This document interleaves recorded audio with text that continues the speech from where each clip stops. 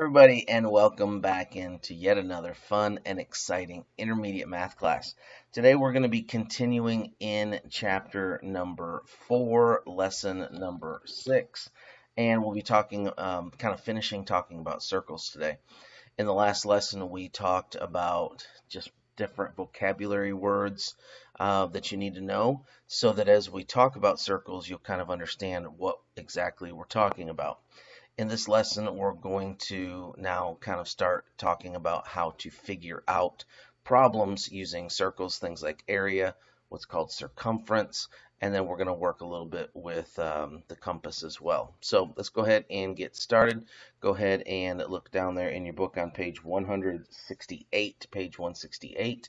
And the first thing that I want to start with is talking about the compass. The compass is a tool that we use to help us to draw circles. Circles are very difficult to draw without the use of some sort of a tool because you're trying to get the perfect closed curve shape, and that's just really hard to do drawing it freehand. So we use this thing called a compass. Now, a couple things about the compass that you need to know. So when you hear me say them or when you hear somebody else say them, you'll know what it is. First thing is these are what's called legs. Okay, so there's a leg and there's a leg. One of the legs is going to have a point on it, and the point is going to stick into the paper. That's what keeps the compass from moving around when you're drawing your circle. So you stick this point into the paper, and then you take this other side, this is the pencil side, and you can, once you stick the one side into the paper, you can take this other side and you can move it around based on how big you need the circle. Now, how do you know how big to make the circle? Well, you take your ruler, okay, and you put the point at the 0, and then you put your pencil where you want it, okay? So this would be a 2-inch radius. The compass draws a radius of a circle, okay? We talked about that in the last lesson. So the radius is going to be from the center point, and your point on your compass is going to be the center point over to the pencil, however big you want your circle. Let's say that we want to draw a 3-inch radius circle. We would go ahead and take our compass, put it there on 3 inches. That's a 3-inch radius, which would be a 6-inch diameter. And then we're going to lock in our compass. Most of the time your compass is going to have some way to lock it in. Some of the cheaper compasses don't have that, but this one on the computer here lets me lock it in. Now we're going to take our hand here at the top. So basically you can see I'm taking my mouse pointer and I'm putting it here on the top. That's where you're going to put your hand, okay? You only use one hand when using a compass. Don't turn the paper. Don't try to use two hands with your compass.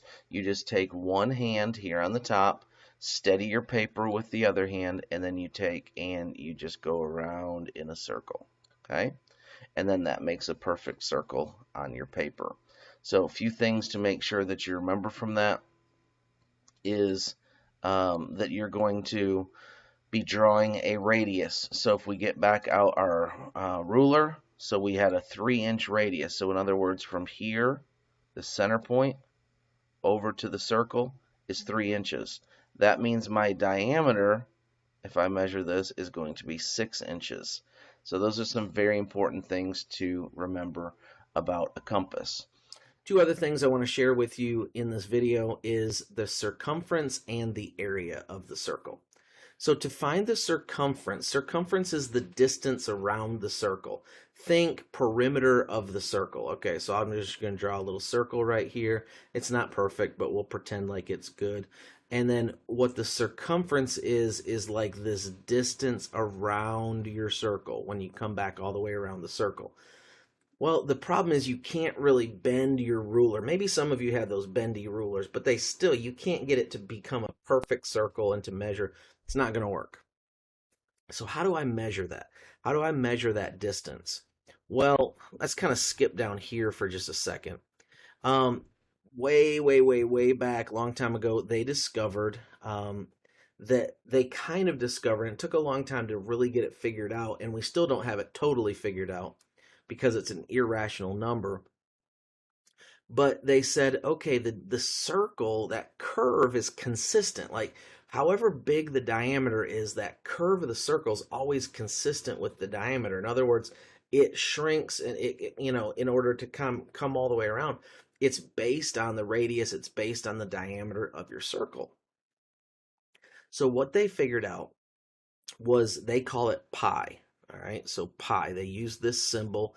It's a Greek letter, and it's called pi. Now, it's not the kind of pie that you eat, but it's an irrational number that represents the curve of the circle.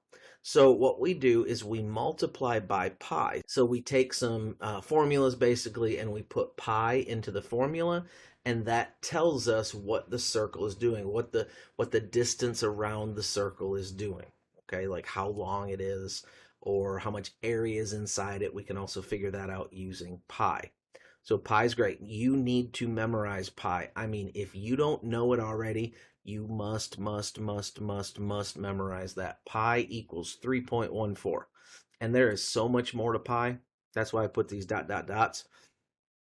They have gone out literally millions of digits in pi. Literally, they have supercomputers that work on this, and they cannot find an ending to pi. Pi is what's called an irrational number. It never ends. In other words, there is no exact measurement for the curve of the circle. We can get close, we can estimate it, but we always have to round off somewhere. For this class, we will round off with just 2 decimal points. Okay, you should be thankful that I don't make you use 1 million decimal points, because I could, because there's 1 million digits that are there. But we'll use 2 decimal points. Okay, I'll be kind. So what you'll do, and your calculator can do this too. A lot of calculators will have a pi key on the calculator. We'll get to use that later. But for right now, I don't want you to use your pi key. And I know if you're using it, because your answer is going to come out weird if you're using it. Okay, because your calculator runs like a bunch of more decimal places out here than what I'm telling you to do. So I want you to use 3.14. Okay, so here's what you'll do.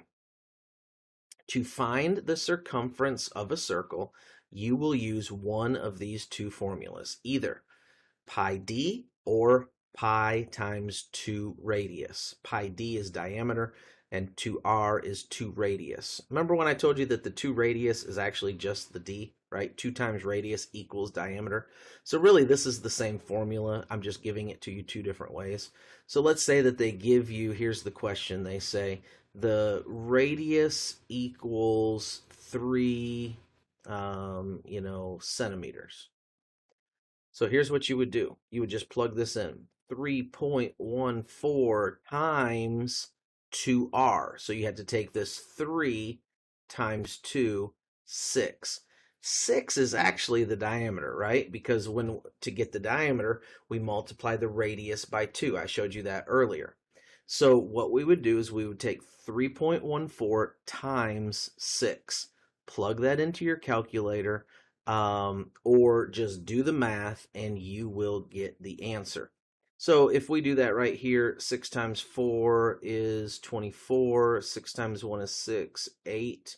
We'll put a decimal point there, and then that is 18. So there's our answer. The circumference of this circle is 18.84 centimeters. Now, if they give you diameter, you would just plug it into the formula. You don't have to multiply it by 2 if they give you the diameter. If they give you radius, multiply it by 2. If they give you the diameter, you don't need to multiply by 2. All right, then we need to talk about how to find the area of the circle. Remember in the square, we were using the square measurements, right? Well, a circle doesn't have square measurements. Circle is round. So how are we going to do this?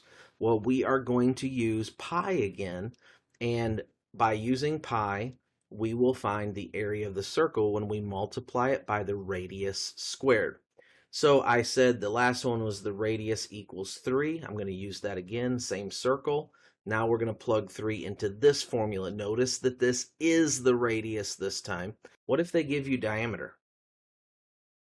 Well, then you would have to take the diameter and divide it by 2, right?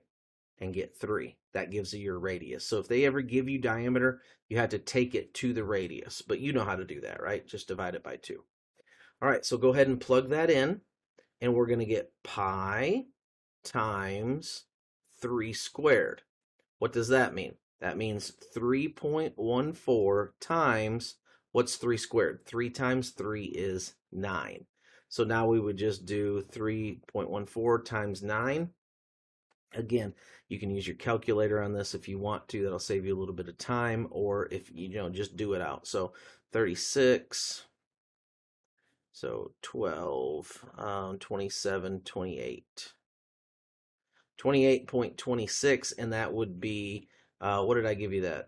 That was centimeters. So that's centimeters squared. Don't forget, area is always squared. Well, that's all I have for you in this lesson. Hopefully you learned something today. If you missed anything, make sure you slide it back, watch it again, pay attention there. Practice these, go into your book and work some of these problems here using the area of the circle and using the circumference, using pi. Make sure you know how to use that. It's very important, really throughout math. So make sure that you understand what pi is, how to use pi. Okay? That's all I got for you. Have a good one. Bye-bye.